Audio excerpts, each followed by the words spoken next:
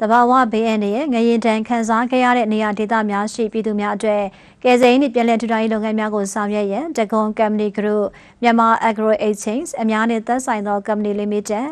MAES ရန်ကုန်တိုင်းဒေသကြီးလူငယ်စုတီထွေလုပ်ငန်းရှင်များအသင်း YRYEA တို့ပူးပေါင်းပြီးစေဝါများစားသောက်ကုန်များရွက်ဖြင့်ကျဲများရေသန့်ဘူးများအဝတ်ချယ်များနဲ့အရေးပေါ်သုံးစွဲနိုင်ရန်ထောက်ပံ့ငွေများကိုလှူဒါန်းခဲ့ကြပါတယ်။သတင်းပြေဆုံးကိုဆက်လက်တင်ပြပေးမှာဖြစ်ပါတယ်ရှင်။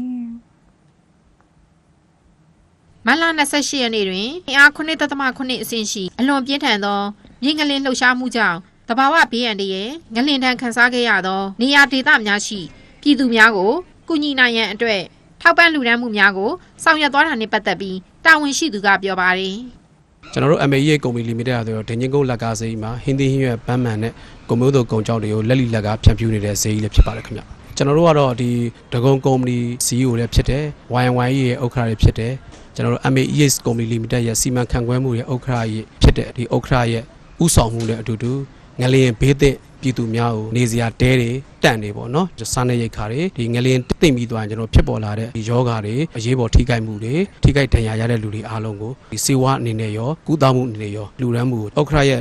ဥဆောင်မှုနဲ့တူတူဒါကျွန်တော်ကနောက်ကနေပံ့ပိုးပြီးတော့လှုပ်ဆောင်နေတာဖြစ်ပါတယ်ခင်ဗျဒီ MAES ကုမ္ပဏီ Limited နေရတော့ကျွန်တော်တို့နေပြည်တော်ကောင်စီနယ်မြေအပါအဝင်စကိုင်းတိုင်းဒေသကြီးမန္တလေးတိုင်းဒေသကြီးမကွေးတိုင်းဒေသကြီးရှမ်းပြည်နယ်နဲ့ရေလျင်ဘေးသင့်ပြည်သူတွေကိုဧပြီလ1ရက်နေ့မှာ3,500တိတိလူဒန်းပေးအပ်ခဲ့ပြီးဖြစ်ပါတယ်ခင်ဗျ။မြေလင်ဘေးသင့်ပြည်သူတွေကိုနေရောညာကိုပံ့ပိုးတဲ့အနေနဲ့ဒဂုံကုမ္ပဏီဂရုရော YNYE အသင်းရော MAEA ရောပူးပေါင်းပြီးတော့ရုတ်တာ၄စီးနဲ့ပတ်ဖိုး1စီးစုစုပေါင်း5စီးမြေပြင်လက်တွေ့မှာတော့နေရောညာကိုကျွန်တော်တို့အနေနဲ့ဆောင်ရွက်နေပါတယ်။အဲ့ပြင်မဲ့ကျွန်တော်တို့အနေနဲ့ဒီနော်ရန်ကုန်မှာဆိုရင်လည်းကျွန်တော်တို့အနေနဲ့လိုအပ်တဲ့ပစ္စည်းတွေကိုအဖွဲ့အစည်းနဲ့ချိတ်ဆက်တယ်ဌာနဆိုင်ရာနဲ့ချိတ်ဆက်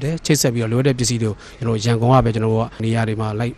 ရှာဖွေပြီးတော့လိုအပ်တာလေးတွေအကုန်လုံးစုဆောင်းပြီးတော့ပေးပို့နေပါတယ်ခင်ဗျကျွန်တော်တို့အနေနဲ့နိုင်ငံတော်နဲ့အတူငလျင်ဘေးသင့်ပြည်သူတွေကိုလူဒန်းရတဲ့အတွက်တကုံကုမ္ပဏီမိသားစုအနေနဲ့ရော YNYE အသင်းအနေနဲ့ရော MAES ကုမ္ပဏီ Limited တွေရောအမြဲတမ်းလှူဒန်းနေရတဲ့အတွက်အထူးပင်ဝမ်းသာပီတိဖြစ်ရပါတယ်ကျမတို့အဖွဲ့ရပေါ့နော်ဒီရှေ့တုံးမှာတော့31ရက်နေ့ကနေစပြီးတော့4ရက်နေ့အထိကိုမန္တလေးရဲ့စကိုင်းရဲ့နေပြည်တော်တွေမှာတက်နေစပြီးတော့လှူဒန်းထားတာဖြစ်ပါတယ်ရှင်ဘုန်းကြီးကျောင်းတွေတီလာရှင်တွေနဲ့ပေါ့နော်တခြားလိုအပ်တဲ့နေရာမှာ camp site တွေတည်ထောင်ပြီးတော့တန့်အလုံး1000ကိုစပြီးတော့နေရာတွေချထားပြီးတာဖြစ်ပါတယ်အခုလက်ရှိလည်းနောက်ထပ်တန့်အလုံး1000ကိုထပ်ပြီးပို့ဖို့အတွက်ကိုပြင်နေပါတယ်ရှင်ပထမဆင့်အနေနဲ့တော့ပေါ့နော်နေရာချထားရေးနဲ့တက်နေ2000ကျော်လှူထားပြီးဖြစ်ပါတယ်ရှင်ဒုတိယဆင့်အနေနဲ့ကတော့ home center kit အနေနဲ့ပေါ့နော်အိမ်အောင်စုတစုစီကိုလိုအပ်တဲ့ဆန်စီစားတောက်ဖွယ်ရာတွေရဲ့ဘောင်းအောင်ဆောင်ချင်အောင်သုံးဆောင်ပစ္စည်းတွေရဲ့ဟိုင်ဂျင်အတွက်လိုအပ်တဲ့ဒီဆက်ပြာတွေဘာလို့ရဲ့အလှငွေ3သိန်းရဲ့ပေါ့နော်စုစုပေါင်း3သိန်းခွဲတန်တန်မိုးရှိရဲ့ home starter kit လေးတွေကိုခန့်မှန်ပြီးတော့လှူဒါန်းသွားမှာဖြစ်ပါတယ်အခုကတော့အခုရေ900ကိုဒါမန္တလေး